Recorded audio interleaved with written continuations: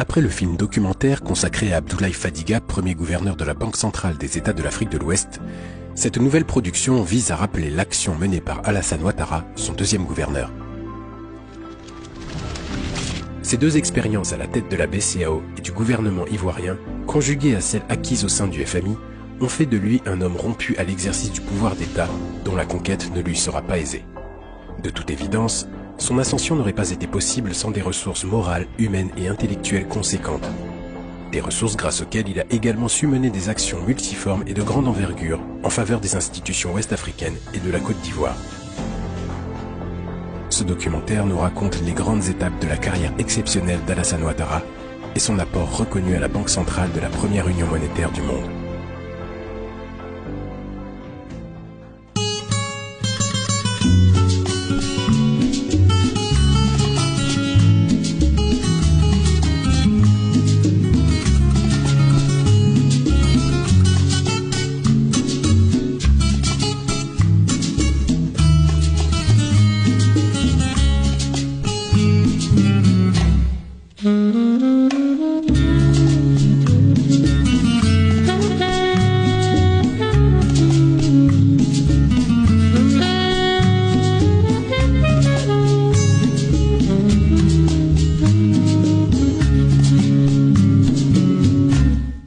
J'ai été recruté à la BCEAO, j'avais 31 ans et quelques années après, j'étais promu directeur des études, conseiller spécial du gouverneur.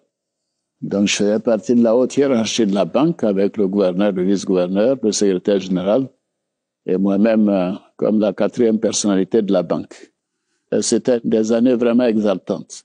Le gouverneur Ouattara a apporté beaucoup, même si son mandat a été plus court que celui de son prédécesseur. Le président, aujourd'hui président, Alassane Ouattara, nous a apporté son immense contribution. Mais j'allais dire que c'est un surdoué, c'est un homme doué d'une intelligence exceptionnelle. Le président Ouattara est d'abord un leader, mais un leader qui a une vision. Quand vous mettez ces trois éléments ensemble, c'est-à-dire la compétence, l'intelligence et la vision, vous avez affaire à quelqu'un d'exceptionnel. Et l'Afrique a beaucoup de chance de l'avoir. L'Afrique, c'est quelque chose qui lui tient à cœur. Vous voyez, quand il était au FMI, par exemple, il demandait toujours, mais et la part de l'Afrique dans tout cela? Partout, à chaque fois, il voit toujours qu'est-ce que ça va donner pour l'Afrique, qu'est-ce qui va se passer, comment ça va se passer. Et ça, je crois que c'est important.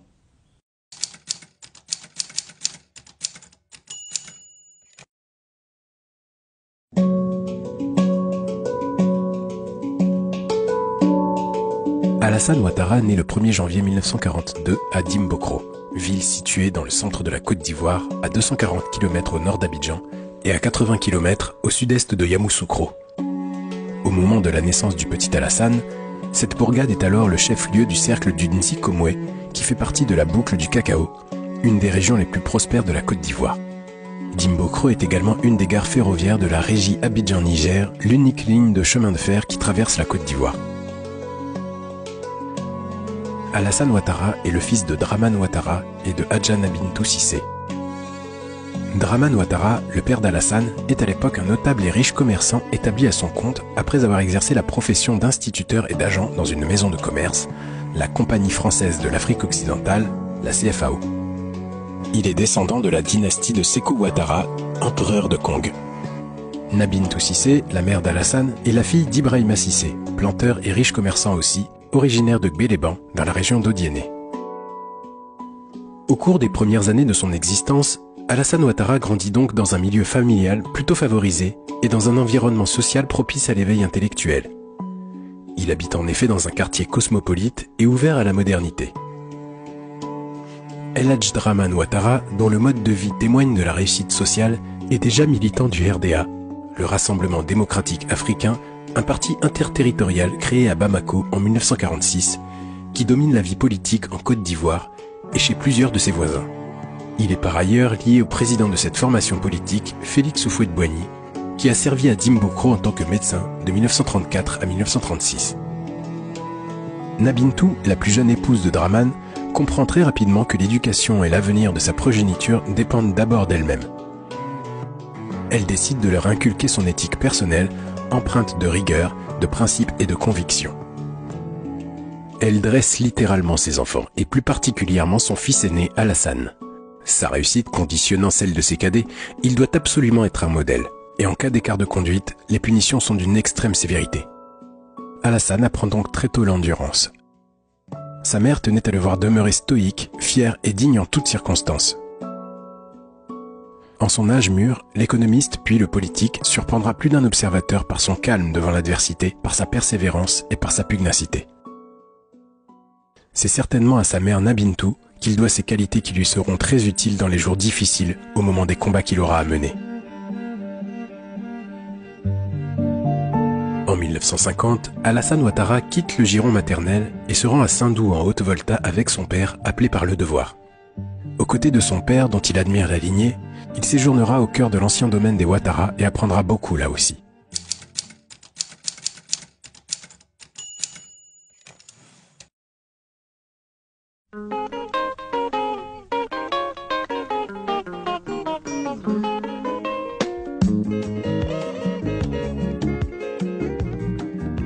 Alassane Ouattara obtient brillamment son baccalauréat en mathématiques élémentaires au lycée Philippe Zinda Kaboré de Ouagadougou en 1962, ce qui lui permet d'obtenir une bourse américaine pour poursuivre ses études supérieures aux États-Unis, à Philadelphie.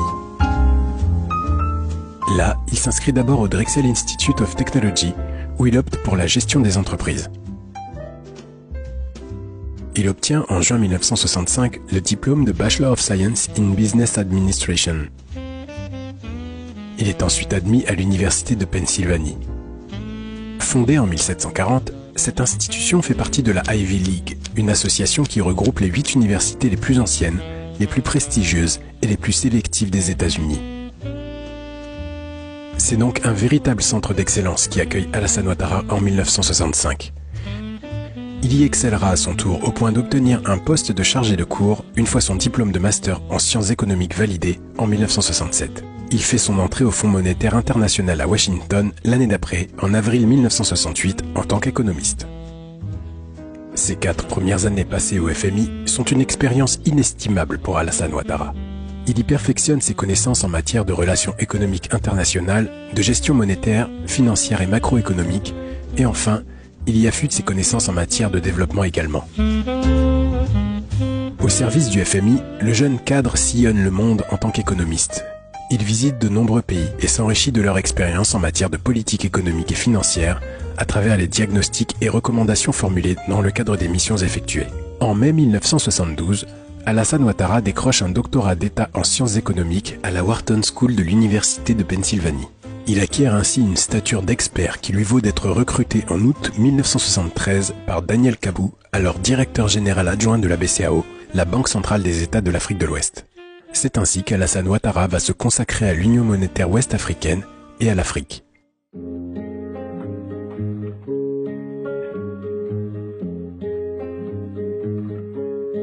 Au moment où Alassane Ouattara entre à la BCAO, l'institution dont le siège est encore à Paris est alors engagée dans une vaste et profonde réforme. Je venais d'être nommé secrétaire permanent du comité de réforme. Cela a nécessité une mobilisation de tous les cadres de l'Union.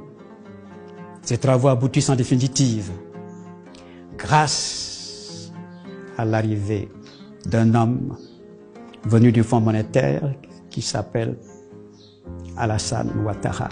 J'ai rencontré le président Ouattara pour la première fois aux États-Unis. Sachez que la BCAO à l'époque avait son siège à Paris. Il y avait très peu d'Africains. En septembre 1971, on m'a affecté à Paris. Et quand je suis arrivé à Paris, la banque m'a envoyé à Washington pour suivre le cours d'analyse des politiques financières de l'Institut du Fonds monétaire international, qui était un cours très prestigieux à l'époque. Et le président Ouattara était jeune économiste au Fonds monétaire. Il y a un restaurant du Fonds monétaire et je l'ai rencontré pour la première fois au restaurant à midi, comme ça, où nous sommes allés déjeuner et nous sommes présentés. Et quand j'ai fini ma formation donc, à l'Institut, je suis rentré à Paris en juillet 72. et le président Ouattara est venu nous rejoindre à Paris. Voilà comment nous avons commencé cette belle aventure. Et puis, il va se passer un événement important. C'est la réforme de l'Union monétaire ouest-africaine. Après 10 ans de fonctionnement, il s'était avéré urgent d'adapter la politique et les institutions monétaires aux ambitieux programmes de développement initiés par les États. Ces vastes projets nécessitaient d'énormes ressources financières que le seul endettement extérieur ne pouvait prendre en charge. Il fallait donc une politique monétaire nouvelle, plus hardie que celle que permettaient les organes de l'Union monétaire créés en 1962. Alassane Ouattara participe alors activement à cette réflexion collective et son engagement s'observe à tous les niveaux de la réforme, de sa conception à sa mise en œuvre générale. Donc il y a eu une réforme de 73 à 75 qui a été quelque chose de décisif parce que comme je vous l'ai décrit, jusque-là les Africains n'étaient pas associés véritablement à la gestion de l'institution. Donc la réforme de 73 à 75 va permettre aux Africains de prendre en charge l'institution. Et c'est d'ailleurs comme ça, lorsque, après la mise en place de la réforme, le gouverneur Abdoulaye Fadiga a été nommé et qu'il était en train de constituer son équipe rapprochée, c'est comme ça que M. Alassane Ouattara, qui venait de quitter le Fonds monétaire pour rejoindre le siège de la BCEAO, est venu un peu en immersion, entre guillemets, à l'agence d'Abidjan, qui, comme vous le savez, à l'époque, pesait beaucoup au niveau de l'Union monétaire. Plus particulièrement, il s'implique dans l'élaboration et l'application de nouveaux instruments de la politique de la monnaie et du crédit. Alassane Ouattara participe donc surtout à l'élaboration de nouvelles règles d'intervention de la Banque centrale. Nomination d'Abdoulaye Fadiga. Il croyait dans les valeurs africaines, dans les hommes africains. Les Français ne donnaient pas cher de la peau de la BCEAO et de l'africanisation. Donc, ces personnalités-là avaient à cœur de prouver que l'Africain n'était pas un sous-homme par rapport à la gestion. Et le gouverneur Fadiga nous disait, je vous en supplie, prenez la banque comme si c'était l'héritage. Mais c'était ce terme, hein, comme si c'était l'héritage que vos pères vous laissaient. Vous devez relever, nous devons relever ensemble ce défi. C'était introduire le mouvement d'émancipation en vue de deux choses. 1. Africanisation. 2. Financement du développement. Il avait une vision extraordinaire. Il a dit que non, ce n'est pas normal. La banque a besoin. D'abord, il faut qu'elle vienne en terre africaine. Il s'est battu. Et très rapidement, dès 1974, il a lancé les concours d'architecture pour ériger ce siège-là à Dakar. Il avait un objectif, l'africanisation. C'est pas les hommes seulement, l'africanisation des économies. Donc toute la politique monétaire devait tourner vers le financement du développement des pays africains, ressortissants de l'UEMOA. Voilà, c'était ça sa feuille de route. Et puis il nous a fait confiance. Les jeunes trentenaires que nous étions, il nous a fait confiance. Et il nous a nommés à la place de ces hauts fonctionnaires de l'administration française qui gérait la banque. En 1975, Alassane Ouattara devient conseiller spécial du premier gouverneur africain de la banque, Abdoulaye Fadiga. Avec lui, il travaille à l'africanisation de la banque, dont le siège est transféré à Dakar. C'est comme ça que Fadiga a découvert une petite équipe qui était déjà là, comme je vous l'ai dit, 1975, moi-même, Ouattara. Et qui va venir épauler le gouverneur Fadiga. Parce que lui, il va être le côté financier, puisque le gouverneur Fadiga était surtout économiste et avait souhaité avoir quelqu'un comme conseiller côté financier. Je croisais là ce jeune cadre un peu réservé, mais on sentait déjà qu'il avait de la personnalité. Bien sûr, c'est quelqu'un qui m'avait frappé par sa courtoisie, sa mise et tout. C'est vraiment le banquier central par excellence. C'est un homme brillant et dont les résultats sont connus, en tout cas dans les actions qu'il a menées. En février 1975, lorsque le gouverneur Fadiga nomme Alassane Ouattara conseiller spécial, il précise qu'à ce titre, il aura accès à toutes les informations et que toutes les directions sont tenues de les lui donner s'il les requiert. Il s'agissait là d'un signal fort adressé à toute la banque quant à l'importance du rôle qu'Alassane Ouattara était appelé à jouer au sein de l'institution. Nous continuons aujourd'hui de gérer la banque et les institutions comme il avait préconisé et comme il avait indiqué lui-même à un moment donné. Alassane Ouattara pouvait ainsi émettre des conseils avisés, participer aux activités stratégiques de la banque et aider à prendre des décisions efficaces et bien orientées. Il aura la lourde tâche de coordonner les réflexions menées pour définir les modalités des concours de la Banque centrale à l'économie et de mettre en place des procédures de financement adaptées aux besoins des États. Il fallait qu'on démontre aux yeux du monde entier que nous étions compétents et que nous étions en mesure de gérer une banque centrale. Les gens ne s'imaginent pas tout le saut qualitatif qui a été fait. À l'époque, les gens se disaient que les Africains peuvent à la rigueur piloter des avions, mais gérer la monnaie est quelque chose de mystérieux, que ce n'est pas possible. Donc, notre génération a mis l'accent sur le travail et la compétence. Nous avons beaucoup travaillé. Et c'était le cas du président Ouattara. De février 1975 à décembre 1982, l'ampleur de la tâche accomplie par Alassane Ouattara en tant que conseiller spécial et directeur des études est considérable. Cette contribution lui vaudra d'être nommé vice-gouverneur en décembre 1982. Mais il ne restera que peu de temps, à peine 2 ans dans ses nouvelles fonctions, qu'il quitte en octobre 1984 pour rejoindre à nouveau le FMI.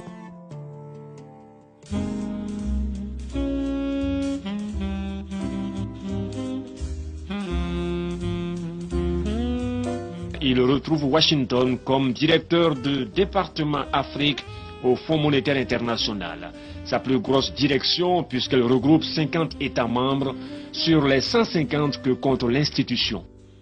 Le président Ouattara est arrivé comme directeur du département Afrique du Fonds monétaire international en 1984. Pour nous, jeunes Africains à l'époque qui étions au Fonds monétaire, c'était une très grande fierté d'avoir un Africain arrivé donc à la tête du département Afrique dans un contexte très difficile. Le Fonds monétaire et moi-même étions heureux d'avoir la collaboration d'un tel expert et d'un tel personnage. Mais pour bien, je crois, comprendre son arrivée au Fonds monétaire, il faut vraiment situer le contexte. À l'époque, il y avait une crise économique mondiale. Les pays africains subissaient de plein fouet cette crise et effectivement, le département Afrique d'alors était sur la sellette. Et donc, le Fonds monétaire cherchait un homme avec la capacité de pouvoir conduire le soutien aux réformes dans les pays africains. Donc, quelqu'un qui avait bien sûr une très grande maîtrise des questions de développement économique, des questions monétaires, des questions financières, et quelqu'un qui avait effectivement également les qualités pour pouvoir conduire toute une équipe. Et donc le Fonds monétaire a trouvé en la personne du docteur Alassane Ouattara la perle rare pour diriger le département Afrique. En effet, il y a eu au début des années 80 une grave crise financière et qui était largement liée, cette crise, à l'excès d'endettement des États. Le président Ouattara, lorsqu'il est arrivé, effectivement, très vite, il a imprimé sa marque. Il a rapidement réorganisé le département Afrique pour plus d'efficacité. Il a refocalisé le département pour une plus grande attention au soutien aux réformes des pays africains. Il a intensifié le dialogue avec les autorités africaines pour justement faciliter le processus de mise en œuvre des réformes difficiles qu'il fallait faire pour sortir les pays africains donc, de cette situation. Il a également dynamisé au plan international donc, les initiatives pour pouvoir justement avoir de la part des partenaires beaucoup plus de soutien financier pour les pays africains, notamment en matière donc d'allègement de dettes. Il a été un avocat extrêmement actif. Toutes ces réformes, toutes ces actions ont fortement contribué d'abord à limiter donc la dégradation économique.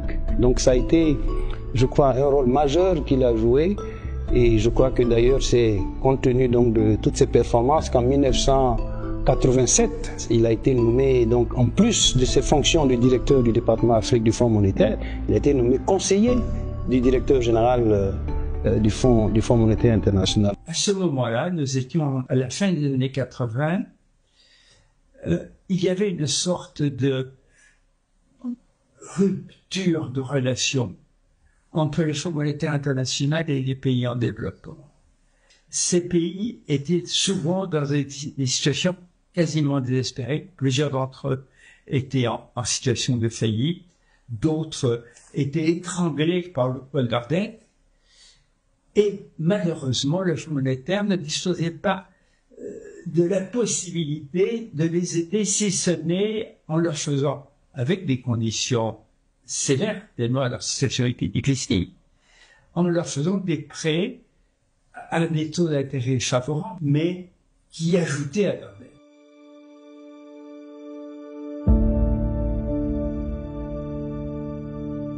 C'est dans ce contexte difficile et particulièrement préoccupant pour la zone que le gouverneur Fadiga s'éteint à Dakar le 11 octobre 1988.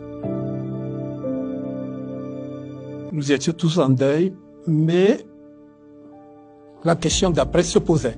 Qui va pouvoir reprendre ce flambeau-là et puis continuer le combat que nous avons commencé?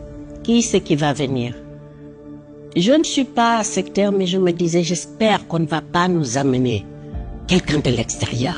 Et on savait que ça ne se posait pas pour d'autres États, c'est à l'intérieur de Côte d'Ivoire que la solution doit être trouvée. Donc on était dans cette supputation jusqu'à ce que fuite un peu le nom d'Alassane Ouattara. Nous sommes en octobre 1988. Alassane Ouattara est alors directeur du département Afrique du Fonds monétaire international, basé à Washington.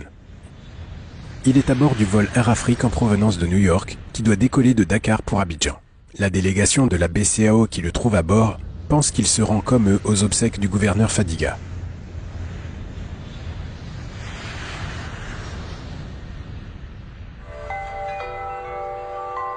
Après l'enterrement d'Abdoulaye Fadiga à Mans en Côte d'Ivoire, le président Félix Houphouët-Boigny n'a d'autre choix que de lui trouver rapidement un successeur expérimenté et qui connaisse bien l'institution communautaire pour la prendre en main efficacement, surtout en cette période sensible. Le 28 octobre 1988, Alassane Ouattara est nommé gouverneur de la BCAO. La nouvelle est bien accueillie. Elle rassure le personnel de la BCAO qui s'était brutalement retrouvé privé de son premier responsable. Donc ça a commencé personnellement, à m'apaiser. D'abord sa forte personnalité et puis ce qu'il avait été quand même pour la Banque centrale, hein, c'était quand même l'éminence grise. Démarche de gentleman s'exprimant avec calme sur un ton pondéré. L'homme passe pour être un travailleur infatigable et efficace. Le président Houphouët-Boigny lui demande de prendre la succession d'Abdoulaye Fadiga. Il prête serment le jeudi 22 décembre 1988. Les maîtres mots de son action sont assainissement et rénovation. Notre système bancaire est malade, affirme-t-il sans détour. Les pays africains sont tributaires des prix des matières premières. C'est l'éternel constat qui s'est encore dégagé des entretiens que le directeur général de la Banque centrale des États de l'Afrique de l'Ouest, BCAO, M. Alassane Ouattara, a eu à Bamako avec le président en exercice de l'Organisation de l'Unité africaine, le général Moussa Traoré. Ce phénomène, ont constaté les deux interlocuteurs, pèse sur la situation d'ensemble des économies africaines et sur leur situation monétaire. M. Ouattara a fait des propositions concrètes au général Moussa Traoré pour l'assainissement des économies africaines.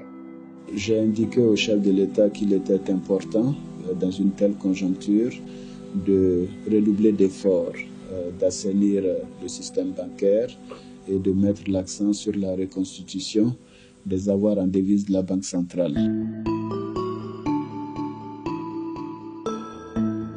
C'est avec beaucoup de soulagement qu'il a été accueilli, parce qu'on a senti quelque part la continuité d'une action. Quand Ouattara est arrivé, c'est le speed. Il est très speed, très rapide.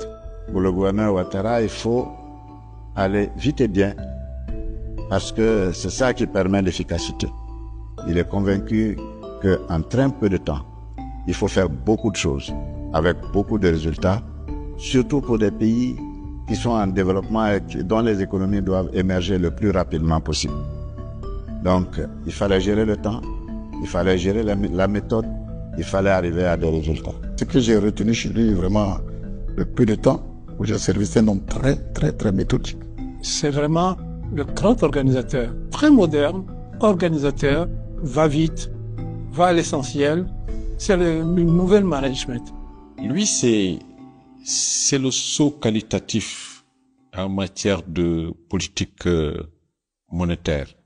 Donc, son apport a été très significatif que vraiment la Banque centrale devienne une banque moderne en ce qui concerne la gestion des différents instruments de politique monétaire, gestion des avoirs extérieurs, gestion des liquidités. Au-delà des dirigeants des États de l'Union monétaire ouest-africaine et du personnel de la BCEAO qui approuve le choix porté sur Alassane Ouattara, son profil rassure également le monde économique et le secteur bancaire. Je souhaitais tout simplement résumer, dire que la situation économique actuelle du continent et plus particulièrement de nos pays est difficile. Elle continuera de l'être pendant encore quelques années, qu'il n'y a pas de remède magique. En période de difficulté, il faut accepter de ramener les dépenses au niveau des recettes.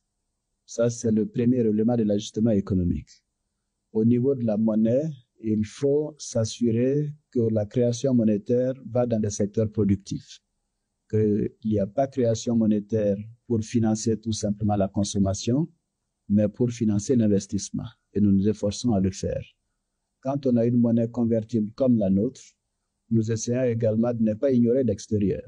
Il faut avoir une politique monétaire suffisamment raisonnable pour éviter les fuites de capitaux. Il faut donc des politiques de taux d'intérêt suffisamment actives, et ce que nous avons mené depuis un an. Et troisièmement, que nous ne devons pas ignorer la communauté internationale et nous devons être appuyés dans nos efforts par cette communauté. Le président Ouattara et moi-même avons eu à exercer des responsabilités importantes dans des moments difficiles et où l'un pour l'autre, probablement, nous avons été un soutien, précisément par l'estime que nous avions l'un pour l'autre, sans que ceci nous fasse exercer je ne sais quelle complaisance de l'un par rapport à l'autre. Non, mais ensemble, nous avons regardé l'histoire de ce coin de l'Afrique qui n'est pas petit et qui a beaucoup souffert. Et ensemble, nous avons regardé, puisque j'étais responsable d'une institution mondiale, les problèmes du monde en développement en particulier.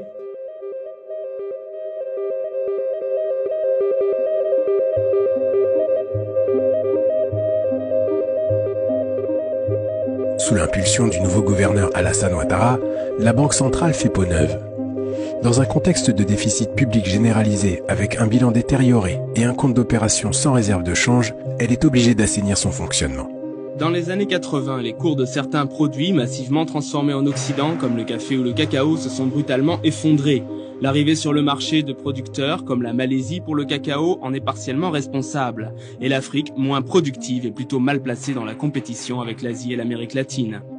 Entre la traite de 1978-79 et la traite de 71-80, nous avons perdu, rien que sur le cacao, 82 milliards. Et le café, 50 milliards. Mais il y a la baisse sur toutes les autres matières premières, que ça s'agisse de coton, de l'huile de palme, de coco. Nous avons donc été pénalisés. Ces chutes de cours ont encore aggravé la situation économique de pays déjà mis à mal par une dette en augmentation constante. N'oubliez pas que pendant ce temps également, n'est-ce pas, nous sommes entrés dans la période des ajustements structurels. Cri d'alarme donc pour l'Afrique hier à Washington.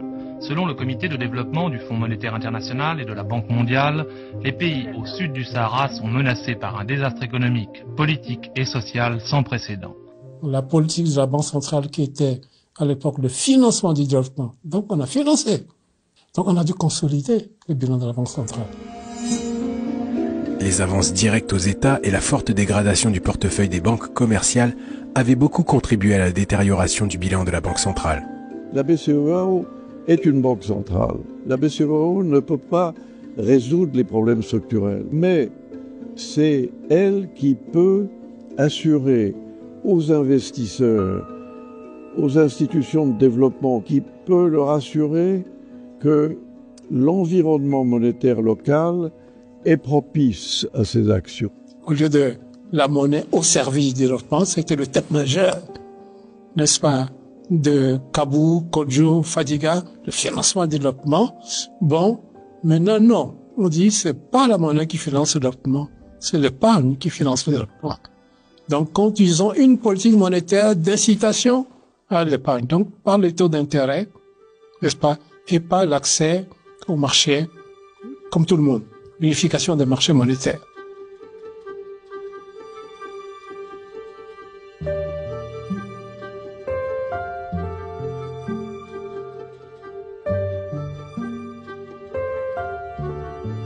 Ces réflexions amènent Alassane Ouattara, devenu gouverneur de la BCEAO, à imprimer une orientation plus orthodoxe à la gestion monétaire. Dans ce cadre, renforcer la supervision et le contrôle des établissements de crédit a contribué à limiter les effets néfastes de la crise bancaire des années 80. L'apport du gouverneur Ouattara dans ce domaine, c'est d'avoir amélioré la supervision bancaire, la supervision et le contrôle bancaire.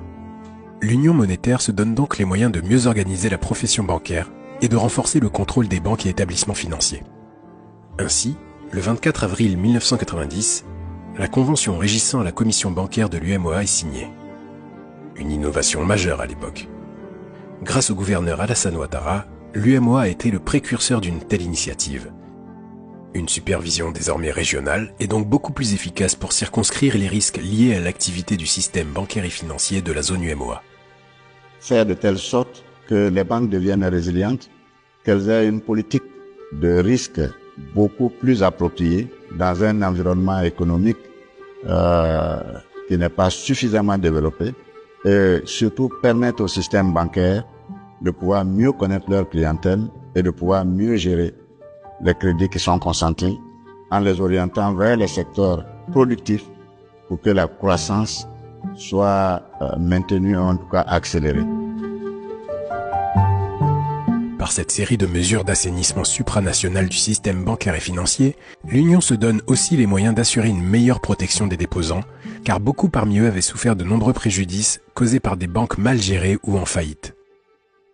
Nous avons des instruments plus souples pour que les crédits d'investissement soient mis en place plus rapidement et que le financement ne pose pas de problème. Mais il ne faut pas désencadrer globalement.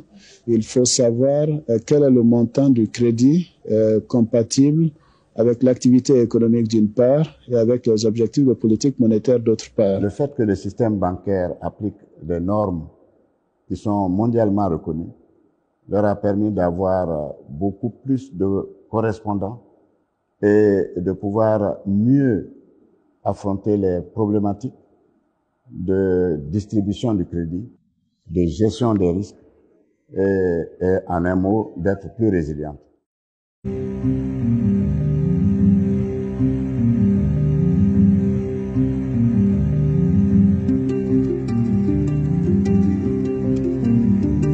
D'une réforme à l'autre, allant de celle de 1973 à celle de 1989, au sein de la BCEAO et au cœur de l'Union monétaire ouest-africaine, en alternance avec 2 séjours au FMI, Alassane Ouattara devient un expert économique et monétaire de premier plan. Son expérience acquise sur le terrain en Afrique de l'Ouest lui permet de jeter un regard nouveau et différent sur la politique menée par le FMI dans les pays en développement et de proposer des solutions originales pour améliorer l'efficacité des plans d'ajustement structurel et renforcer l'appui de cette institution aux pays les plus pauvres. Alassane Ouattara m'a aidé à réfléchir, à analyser les situations, et nous en sommes venus ensemble, mais sous sa suggestion, à l'idée qu'il fallait créer un instrument qui nous permettrait de prêter de l'argent, puisque on n'y a pas donné, au taux zéro. Nous avons monté cela avec Alassane. je n'aurais pas pu le faire avec qui que ce soit d'autre. Les déséquilibres macroéconomiques observés, notamment les déficits publics massifs, financés en partie au moyen d'une sollicitation excessive de la monnaie centrale, font prendre conscience à Alassane Ouattara des limites de la politique monétaire dirigiste menée par l'UEMOA depuis 1973. Ces difficultés lui font également réaliser la nécessité d'une plus grande indépendance de la Banque centrale vis-à-vis des États. Par ailleurs, conscient de l'accélération de la régionalisation et de l'émergence progressive des grands blocs économiques, le gouverneur Ouattara engage des réflexions sur l'intégration économique des pays de l'UEMOA. Il obtiendra l'accord de la conférence des chefs d'État pour consolider l'union monétaire existante et la faire évoluer vers une union économique. Les ministres des Finances et les hauts responsables des institutions de l'UEMOA, l'Union monétaire ouest-africaine, vont se retrouver dans la dernière semaine de ce mois de septembre à Abidjan, en Côte d'Ivoire, pour l'Assemblée générale annuelle de l'Union. L'organisation, qui a pour ambition d'élargir le cadre de cette mission, compte se transformer en une union économique et monétaire pour mieux participer à l'intégration de la zone CFA renforcée dans l'ensemble ouest-africain. Beaucoup de pays actionnaires du Fonds monétaire considéraient que ça suffisait comme ça et que si on veut rétablir ces pays, eh bien, austérité. Avec Alassane Ouattara notamment, nous nous sommes rendus compte que ce n'était pas possible, qu'il ne fallait pas imposer à ces populations des sacrifices supplémentaires. En revanche, que si nous trouvions le moyen d'effacer cette dette, alors il faudrait que ce soit dans des mécanismes tels que dès le lendemain, elle ne se reproduise pas. Alors ça a été une longue agonie. Notre travail pour y parvenir a duré plusieurs années. Le prix des denrées augmente et le salaire qui diminue. Ce n'est pas fait pour arranger les choses. Alors, qu'est-ce qui va se passer à votre avis? Ben, je ne sais pas. Peut-être que ça peut déclencher un mécontentement, c'est possible. Tout peut arriver. Tout peut arriver. Les matières premières, les prix avaient chuté, le dollar s'était réévalué. Tout allait mal dans le pays d'ailleurs. C'est tout ça qui a entraîné après la crise politique en Côte d'Ivoire. Et sociale, et sociale. À l'époque, en effet, nous sentions ensemble cette crise de la dette monter et Alassane Ouattara a joué parfaitement son rôle de gouverneur, usant de toute son influence pour éviter tous les débordements possibles et faire en sorte que l'intégrité de la BCEAO dans la famille d'une Banque centrale mondiale soit reconnue sans la moindre réserve. Je l'ai vu faire ce travail, je l'ai vu concilier les pays.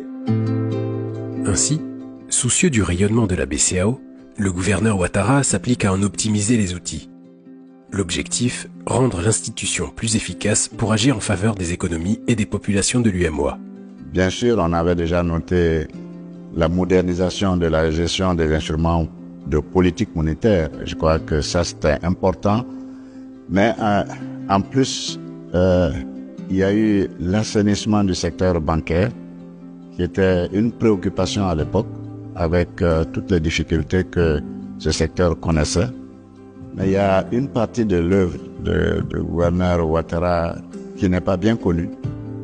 C'est sa contribution déterminante dans la formation des élites de la Banque centrale, qui étaient appelées à prendre le relais et à continuer à donner à cette institution toute l'efficacité et surtout tout le rayonnement qu'il fallait pour une banque centrale de 8 pays en voie de développement et dont les économies devaient prendre beaucoup d'essor pour améliorer significativement les conditions de vie des populations.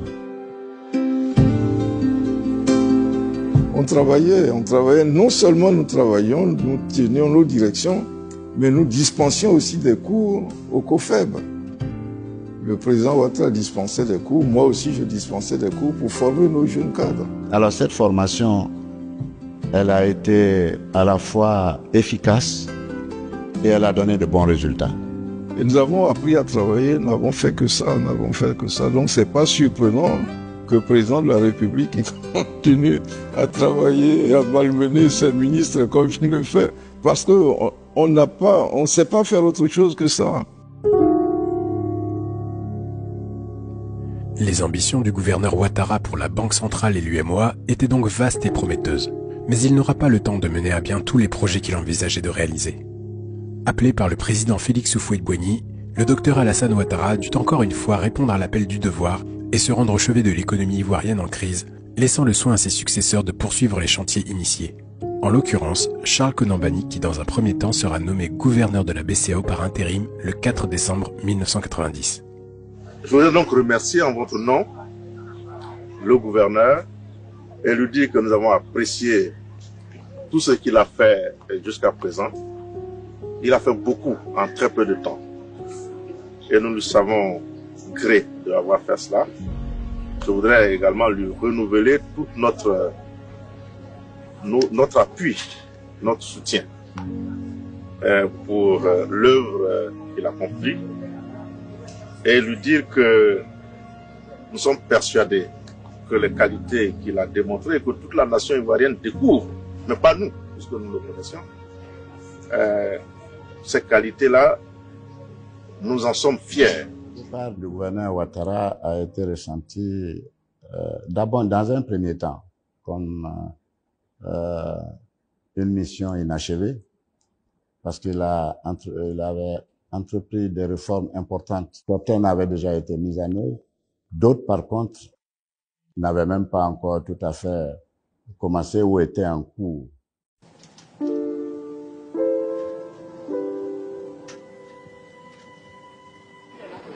C'est d'un palais présidentiel sous haute surveillance que le vieux président Houphouët-Boigny a délivré à la télévision un message à la nation. En résumé, il faut apprendre à vivre au-dessous de nos moyens, a-t-il dit aux Ivoiriens. Des mesures qui ne sont pas du tout du goût des Ivoiriens, 40% de moins dans une paye déjà ridicule, de quoi révolter plus d'un Ivoirien. Cette persistance de la crise politique et sociale est en partie liée aux propos tenus par le chef de l'État lors de son message à la nation du 15 mars 1990. Mais cette fois-ci, plus personne ne croit que le pays va sortir du tunnel. La Côte d'Ivoire est en cessation de paiement, les prix augmentent partout et les grèves tournantes affectent des secteurs clés de l'économie. Quand le président Houphouët-Boigny l'a rappelé auprès de lui pour parler d'économie, et je vous assure que maman ne voulait pas. La maman ne voulait pas du tout. Elle voulait pas. Je sais pas d'ailleurs pourquoi. Ma mère, elle disait ça parce que elle avait le pressentiment que avec le président Houphouët que ça n'allait pas bien se passer. Elle avait ce pressentiment-là. Elle ne voulait pas que Alassane vienne dans la politique. Elle ne voulait pas. Mais l'homme propose, Dieu dispose. Mais elle lui a donné ses bénédictions. Lorsque le président Félix Houphouët-Boigny fait appel au gouverneur de la BCEAO, c'est un homme affligé qu'Alassane Ouattara rejoint Abidjan en ce début du mois fatidique d'avril 1990. Il se confiera en ces termes. « Un jour, il m'a fait venir de Dakar. Je l'ai trouvé seul, tout seul et triste. Je garde encore cette image. Il m'a proposé de rentrer au pays pour l'aider. J'ai accepté quelque temps après, parce qu'un fils ne peut pas voir son père dans cet état et rester inactif. » Il a été un des enfants de Houphouët-Boigny et il s'est comporté comme un enfant digne de ce nom dans la gestion de la Côte d'Ivoire.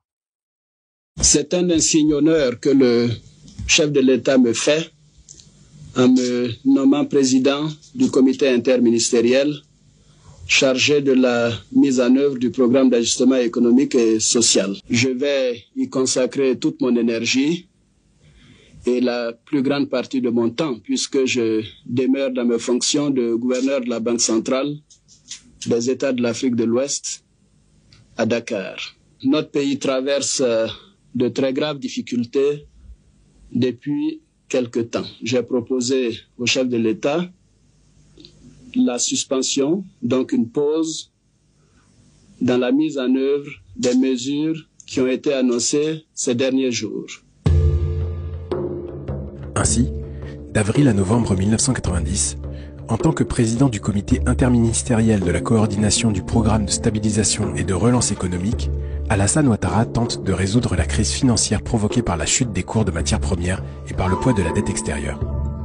Le comité interministériel de coordination a travaillé d'arrache-pied au cours de ces 4 dernières semaines. Les négociations ont repris avec le Fonds monétaire international et la Banque mondiale. Les représentants de ces 2 institutions se sont accordés sur les objectifs du programme et sur les mesures que le gouvernement doit mettre en œuvre très rapidement pour réduire les déséquilibres financiers de notre pays, assurer la stabilité de l'économie et réduire progressivement le taux de chômage. Vous avez entendu le jeune et brillant gouverneur Alassane traiter avec compétence et sérieux le problème auquel nous nous trouvons malheureusement confrontés, le problème de notre développement économique et social. Il a traité avec une hauteur de vue que nous devons non seulement comprendre les uns et les autres, mais soutenir de notre compréhension, de notre confiance. Nous devons tous faciliter la tâche aux membres du gouvernement. À cet égard, il est indispensable de les laisser travailler, je dirais de nous laisser travailler, pour mieux juger notre action. Et je salue le président qui a été un homme de conception, un homme de réalisation de la vie d'un pays. Et souhaitons que continue de servir la Côte d'Ivoire avec respect, dignité et considération.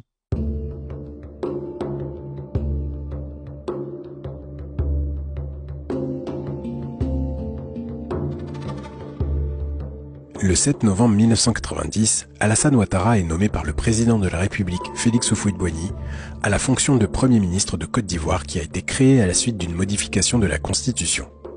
Il est le premier à exercer la fonction de Premier ministre de Côte d'Ivoire de 1990 à 1993, période pendant laquelle il assainit les finances publiques du pays et relance l'économie au prix d'une politique de rigueur budgétaire.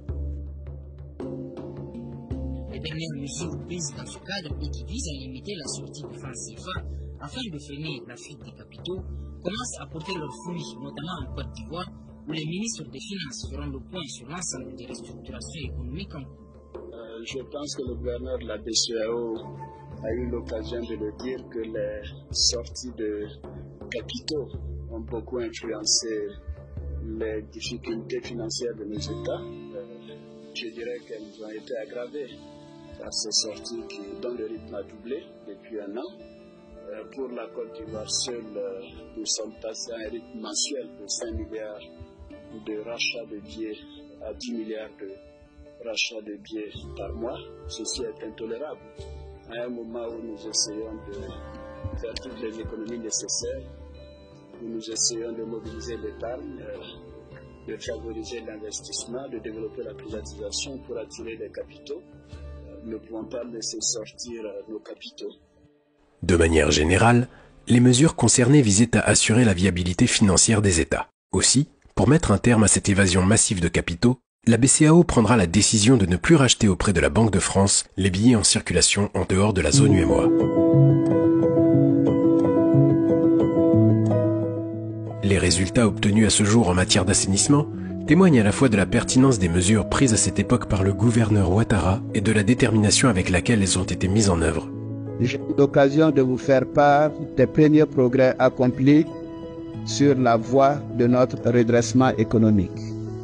Comme Premier ministre, je me ferai un devoir de vous tenir informé de ce que nous aurons pu faire de plus. Jeu de poignées de main, sourire, bref échange entre le président Houphouët-Boigny et le directeur général du FMI, c'est le signe apparent qu'aucune ombre ne plane sur la relation entre la Côte d'Ivoire et l'institution financière internationale. J'ai pris ma canne et mon chapeau et ma série de pèlerins mendiants et j'ai été faire le tour des grands pays en disant je dois faire ça si nous voulons sauver ces pays dans une extrême détresse. Je passe sur ce travail qui n'a pas été facile. Nous y sommes arrivés. Et grâce à cela, nous avons réussi a dépanné déjà un grand nombre de pays et rendu espoir à d'autres. La situation monétaire et l'Union monétaire ouest-africaine se portent mieux, mais il faut que les efforts de restructuration et de rénovation en matière de politique monétaire se poursuivent et s'intensifient. Mais je dois dire qu'Alassane Ouattara, et je crois que ceci est à l'honneur de l'Afrique et pas seulement de la Côte d'Ivoire, a joué là un rôle de tout à fait premier plan. Pour réussir cette deuxième phase de son plan de relance, le gouvernement Ouattara compte donc sur ses nouveaux atouts. L'allègement des contraintes fiscales et administratives, auquel s'est ajouté en mars le soutien politique renouvelé du président Houphouët-Boigny à son Premier ministre. Et cette fois, les investisseurs étrangers commencent à y croire.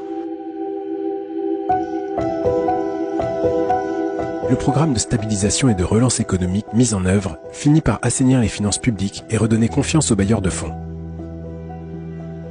Ces partenaires étrangers font confiance à la Côte d'Ivoire. Ils viennent mettre leur argent dans ces entreprises. Il faut leur donner la gestion pour la bonne rémunération de leurs capitaux. Et puis à terme, ces entreprises, ces groupes verraient l'avantage pour les citoyens qui auront les moyens de prendre la relève graduellement. Tout ceci porte la marque de l'actuel président de Côte d'Ivoire et je suis très très heureux d'avoir eu l'occasion de le dire. Bien que les fruits des sacrifices qui ont été acceptés depuis 3 ans ne vous semblent pas encore perceptibles, ceux-ci ont permis d'arrêter la dégradation de notre économie. Néanmoins, il faut poursuivre les efforts pour obtenir la relance économique et le mieux-être de nos compatriotes de façon durable. Là encore, Alassane Ouattara n'aura pas le temps de poursuivre ses efforts et mener à bien ses ambitions pour la Côte d'Ivoire. La santé du président décline et les hostilités et rivalités qui le marquent le plus proviennent de son propre camp, le PDCI-RDA.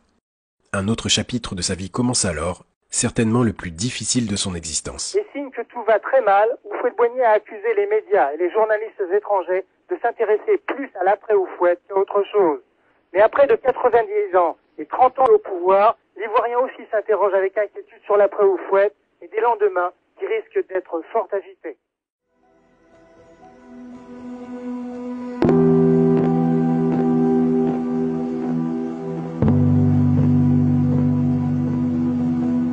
Mes chers compatriotes, nous venons d'apprendre ce matin l'information la plus cruelle de notre histoire nationale. Notre chef d'État bien-aimé n'est plus. La Côte d'Ivoire, toutes ses filles et tous ses fils se sentent orphelins.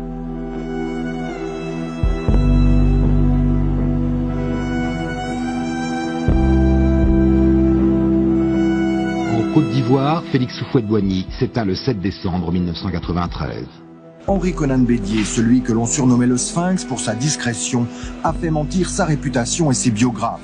Il s'est en effet lui-même proclamé président de la République dès hier soir à la télévision. Sous la présidence du Premier ministre, chef du gouvernement, M. Alassane Dramane Ouattara, le Premier ministre a informé le gouvernement que suite à la saisine de la Cour suprême dès le 8 décembre 1993, en vue de constater la vacance de la présidence de la République, le gouvernement du président Félix Houphouët-Boigny cesse ses fonctions dès ce jour, jeudi 9 décembre 1993.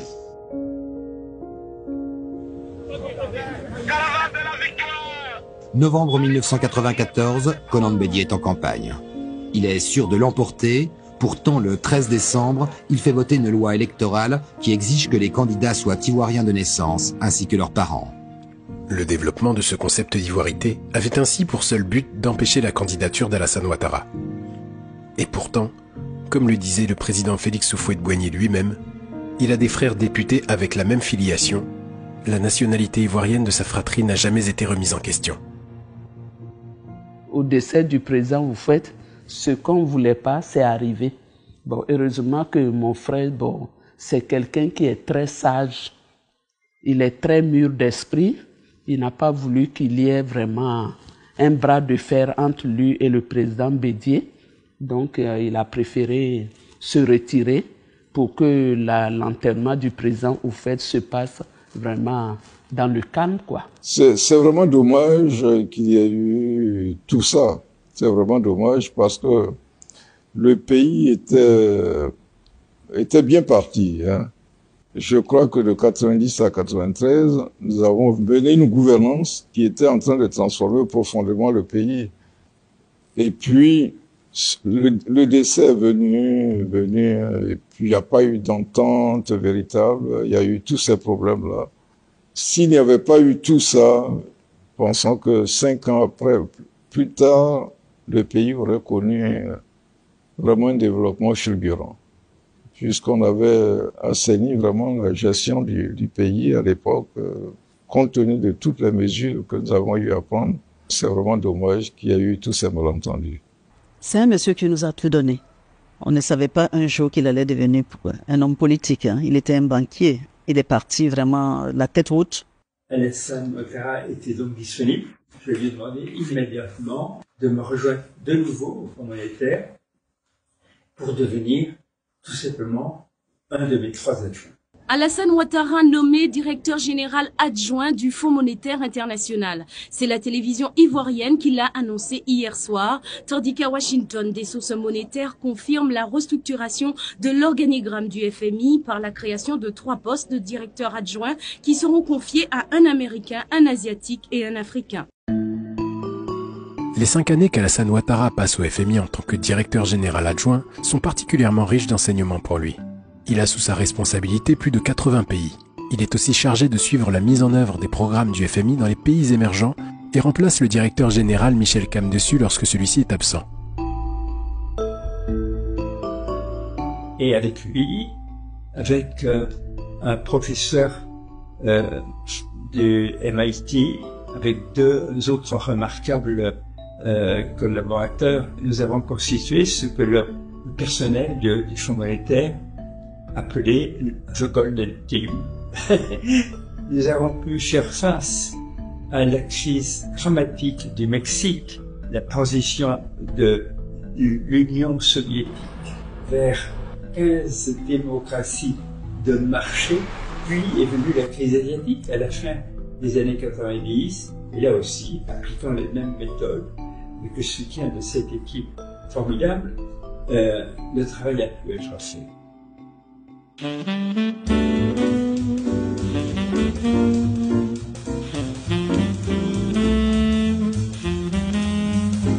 Alassane, you have helped us realize the good that humanity can achieve when joining forces on the basis of integrity, mutual respect and friendship.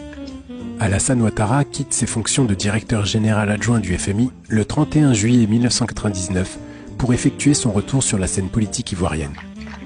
Au terme de 14 ans de service, Alassane Ouattara fait ses adieux à ses amis et collègues du Fonds monétaire international. Cependant, à y regarder de près, ce 3e séjour au Fonds monétaire n'en est pas moins un exil dont il semble reculer pour mieux sauter. Tanzanie, Cameroun, Burkina Faso, Guinée équatoriale et pour finir le Gabon. La tournée d'adieu d'Alassane Ouattara, directeur adjoint du FMI pour quelques semaines encore, tombait à pic. À Paris, il approuvait les décisions de Cologne et ajoutait, moins conciliant, que les pays africains eux-mêmes devaient se ressaisir.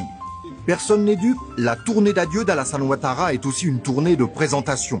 Si le technocrate s'en va, c'est pour céder la place au candidat à l'élection présidentielle ivoirienne. Je le dis, je le redis, que je rentrerai pour me présenter aux élections présidentielles d'octobre 2000 en Côte d'Ivoire. C'est un homme courageux. Et maman d'ailleurs, à un moment, elle-même, quand elle voyait que les gens n'avaient que d'espoir que Alassane devienne président de la République, elle-même, elle dit, tu ne peux pas les décevoir. C'est ton destin, il faut que tu assumes ton destin.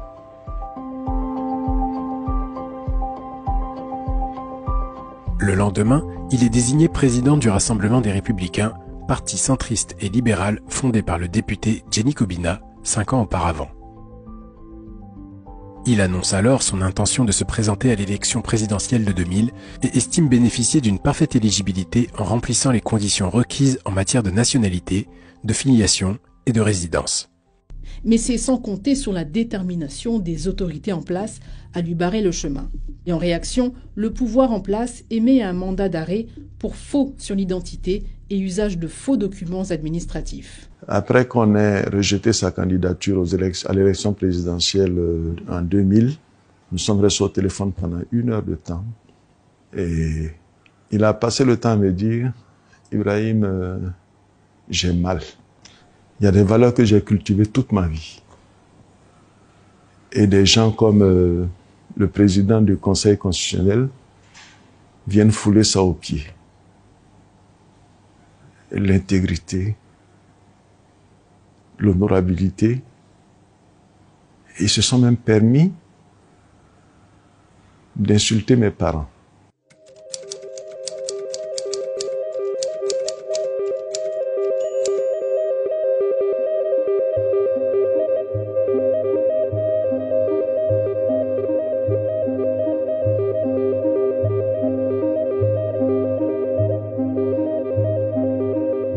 De 1999 à 2000, Alassane Ouattara devant faire face à un environnement politique de plus en plus hostile, doit endurer de nombreuses épreuves. Interrogatoire de sa mère, emprisonnement de ses proches membres du RDR, annulation de son certificat de nationalité ivoirienne, incendie de son domicile, procédure judiciaire, exil. Commence alors un isolement progressif d'Alassane Ouattara et de son parti sur l'échiquier politique national. Durant plus d'une décennie, c'est la traversée du désert.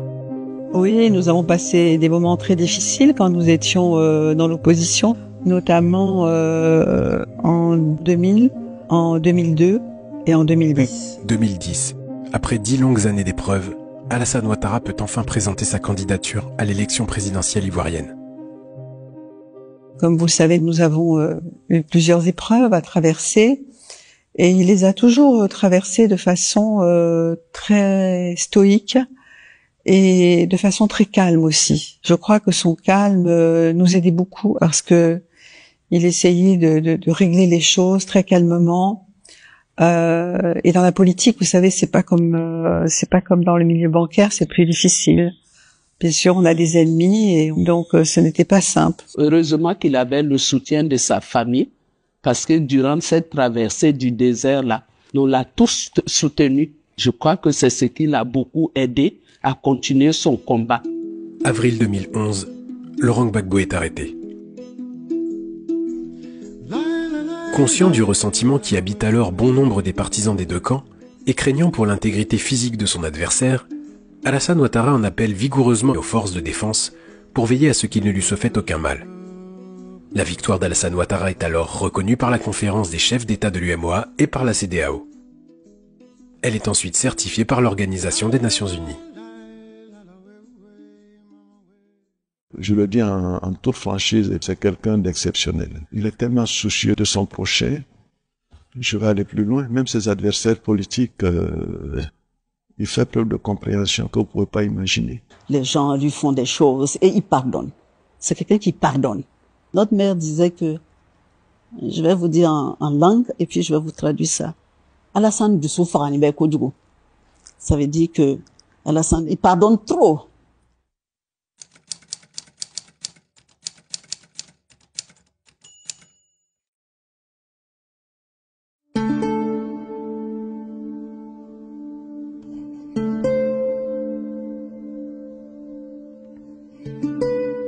Dans une décision en date du 4 mai 2011, le Conseil constitutionnel ivoirien proclame M. Alassane Ouattara président de la République et prend acte des décisions prises par celui-ci. 2 jours plus tard, le 6 mai, il prête serment au palais présidentiel d'Abidjan, en présence notamment des membres du gouvernement, des diplomates, des responsables militaires et des chefs de partis politiques. Sa cérémonie d'investiture se déroule en présence des chefs d'États étrangers, le 21 mai à Yamoussoukro. Il a alors 69 ans, dont une dizaine d'années de combat politique pour faire admettre sa légitimité à briguer la magistrature suprême. C'est un jour qu'il attendait depuis 6 mois, celui de son investiture. Elle est placée sous le thème d'une Côte d'Ivoire rassemblée. Ce jour est pour nous, peuple de Côte d'Ivoire, un moment historique. Mes chers compatriotes, Le temps est venu de renouer avec les valeurs profondes de notre belle Côte d'Ivoire et de rassembler les Ivoiriens. Oui, rassembler les Ivoiriens. Chers frères, chères sœurs, célébrons la paix sans laquelle aucun développement n'est possible. L'avènement du président Ouattara se passe dans un environnement politique et financier difficile, à la fois sur le plan national, régional et international, déterminant sa politique économique et la nécessaire prise en charge de son financement. Alassane Ouattara appelle à tourner la page de la violence et parvient à stabiliser la situation politique du pays. Placer le pays à un niveau le plus élevé. Donc cette vision. Mais évidemment, il se donne les moyens également pour cette vision. Et c'est surtout, je crois, sa très grande capacité de travail. C'est un gros travailleur. Et c'est pour ça qu'il demande beaucoup à ses collaborateurs. Cette exigence-là, elle commence envers lui-même. Je pense que c'est un homme formidable. Et je pense que les Ivoiriens aujourd'hui, puisque je parle de son travail en tant que président de la République, je crois que les Ivoiriens se rendent compte de tout le travail qu'il a fait pour la Côte d'Ivoire. Après son accession à la magistrature suprême, Alassane Ouattara confirme son irrésistible ascension. Bien évidemment, cette évolution n'aura pas été aussi linéaire que souhaité. En effet, sur le plan professionnel, sa nomination au poste de directeur général adjoint du FMI confirme une de ses particularités. Il n'est pas l'homme des superlatifs, mais bien celui des exceptions. Unique conseiller spécial du gouverneur Fadiga, président du conseil interministériel alors qu'il n'était pas ministre, unique premier ministre du président Félix Houphouët-Boigny, unique gouverneur honoraire de la BCEAO à ce jour et premier Africain à s'être élevé dans la haute hiérarchie du FMI. Autre exception, devenu président de la République, Alassane Ouattara parvient en un temps record à sortir son pays d'une décennie de crise politique, économique, sociale, humanitaire et sécuritaire, en mettant en œuvre des mesures urgentes et surtout une stratégie globale de reconstruction et de développement. Ailleurs sur le continent, plusieurs pays ayant subi une situation similaire ne peuvent hélas se prévaloir d'un tel résultat après plusieurs décennies de politique de sortie de crise. Fort de ce bilan impressionnant, il sera réélu à l'élection présidentielle en octobre 2015, puis à nouveau le 31 octobre 2020. Franchement, la Côte d'Ivoire a beaucoup changé. Et les Ivoiriens même sont conscients de cela. Il y a des routes partout. Il y a des routes partout. Ça se voit vraiment que la Côte d'Ivoire est au travail. Aujourd'hui, la Côte d'Ivoire n'est plus ce que la Côte d'Ivoire était il y a 15 ans, par exemple. Vraiment, tout le monde le dit, tous ceux qui viennent. D'ailleurs, aujourd'hui, notre pays est devenu un pays où beaucoup de gens viennent, qui viennent en vacances, qui viennent pour les affaires, qui viennent pour investir. Et ça, je pense que c'est à Alassane qu'on le doit.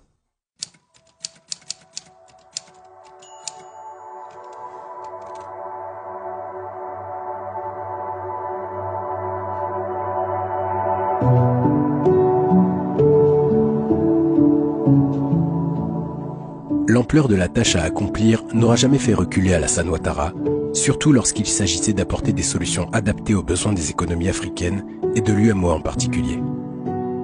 Son tempérament indique qu'il a toujours préféré donner plutôt que recevoir et demeurer stoïque, quelle que soit la situation. La vigueur et la rigueur de ses choix éthiques et moraux, sa probité et surtout son esprit de sacrifice constituent aujourd'hui encore le fondement des valeurs qui irriguent la personnalité d'Alassane Ouattara. Des valeurs qui lui ont permis de se hisser au fil du temps au sommet des institutions prestigieuses qu'il a servies avec une grande abnégation et à partir desquelles il a réalisé les prouesses dont il avait rêvé. D'abord pour la BCEAO et l'Union économique et monétaire ouest-africaine, ensuite pour l'Afrique à partir du Fonds monétaire international et enfin pour la Côte d'Ivoire comme Premier ministre et Président de la République. Économiste ambitieux et visionnaire, infatigable apôtre de l'excellence, aujourd'hui président de la République de la première économie de l'UMOA, le docteur Alassane Ouattara aura ainsi démontré par son parcours hors du commun que jamais n'ont marché ensemble la gloire et le repos. Un autre message fort destiné à nourrir la culture du travail et inspirer les générations futures de la Banque centrale, dont le deuxième gouverneur est un autre modèle à perpétuer. La vision et l'héritage du président Alassane Ouattara, premier gouverneur honoraire de la BCEAO, demeurent bien conservés. Il a laissé son empreinte gravée dans le marbre des valeurs cardinales de l'institution communautaire dont l'année 2022 aura permis de célébrer les 60 ans d'existence.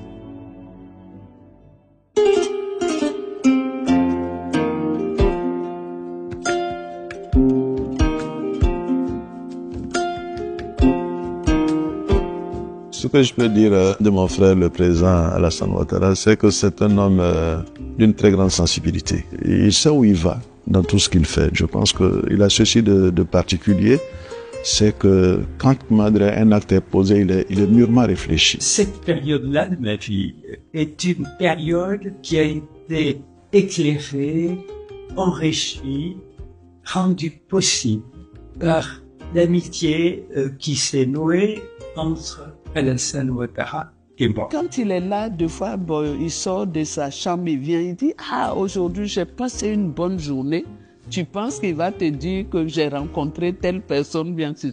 Il dit « J'ai beaucoup travaillé, j'ai signé tant de dossiers. » Donc, il est content. Je crois que ma principale rivale, c'est son travail. Et je comprends qu'il a besoin de beaucoup travailler pour faire changer les choses. Il est tout pour moi. C'est vraiment un grand frère adorable. Il est très famille. Il aime sa famille. Vraiment, il est très humain. J'aime trop mon frère. Alassane est notre père. Vraiment, il est tout pour nous. Il nous a épaulés. Il a même épaulé nos enfants. Disons que notre père avait un âge certain quand nous avons commencé à être majeurs, et il a fallu quelqu'un pour quand même nous prendre en charge. Et Alassane a été cette personne qui nous a pris en charge. On ne le voit pas en tant que président de la République, on ne le voit pas en tant que grand frère, mais on le voit en tant que père. C'est quelqu'un qui a été très attaché. Il aime vraiment son pays. Sinon, ce qu'il a traversé, si c'est pas quelqu'un qui aime son pays, depuis longtemps, il aurait dû laisser la Côte d'Ivoire et puis aller se chercher ailleurs, d'après les Ivoiriens. Mais c'est quelqu'un qui est patriote. Il a fait beaucoup de sacrifices pour la Côte d'Ivoire. Ah oui, il est très amoureux de son pays, ça c'est sûr. Amoureux de son pays. Je sais pas si c'est le terme, mais je dirais que il aime vraiment son pays. Il aime son pays. Je pense pas que il pourrait faire plus pour rendre service à son pays que ce qu'il fait actuellement. Vraiment.